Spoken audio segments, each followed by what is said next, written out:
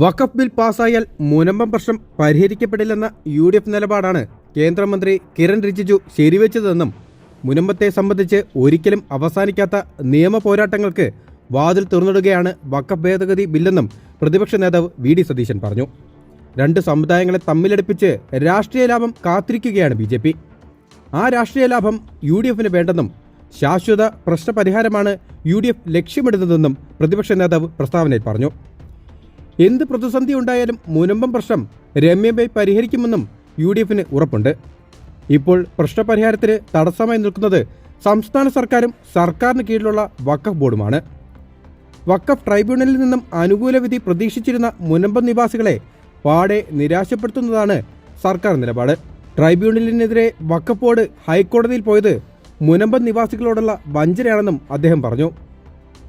മുനമ്പത്തേത് വഖഫ് ഭൂമിയല്ല എന്നാണ് ഭൂമി നൽകിയ സേട്ടിന്റെ കുടുംബവും ഭൂമി വാങ്ങിയ ഫറൂഖ് കോളേജും ട്രിബ്യൂണലിന് മുന്നിൽ വ്യക്തമാക്കിയത്. പ്രശ്നപരിഹാര സാധ്യത തെളിഞ്ഞു വന്നപ്പോഴാണ് സംസ്ഥാന സർക്കാർ തന്നെ അത് അട്ടിമറിച്ചത്. വഖഫ് ബില്ല് പാസ്സായാൽ മുനമ്പം പ്രശ്നം പരിഹരിക്കപ്പെടുമെന്ന BJPയുടെ വാദം ശരിയല്ലെന്ന് സമ്മതിക്കുന്നതാണ് ബിൽ അവതരിപ്പിച്ച കേന്ദ്രമന്ത്രി കിരൺ റിജിജുവിന്റെ വാക്കുകൾ. വഖഫ് ഭേദഗതി ബില്ലിന് മുൻകാല പ്രാബല്യമില്ലെന്ന് കേന്ദ്രമന്ത്രി സമ്മതിച്ചിട്ടുണ്ട്. പിന്നെ എങ്ങനെയാണ് മുനമ്പം വിഷയം ശാശ്വതമായി പരിഹരിക്കുന്നതെന്നും പ്രതിപക്ഷ നേതാവ് ചോദിച്ചു.